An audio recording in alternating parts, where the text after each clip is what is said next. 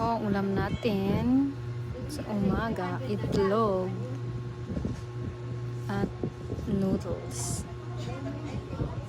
Haluin lang ang itlog hanggang malusaw. Lagyan ng paminta. Ayan. Haluin na to.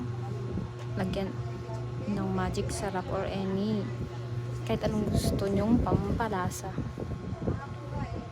Lagyan ng asin.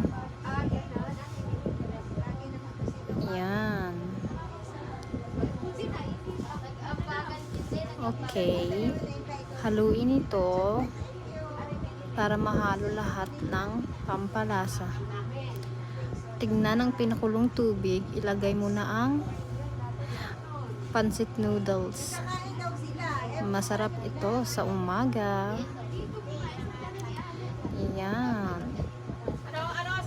Timplahan. At ipiprito na natin ang itlog. Ayan. Yan ang masarap kainin sa umaga pag walang mga budget. Okay.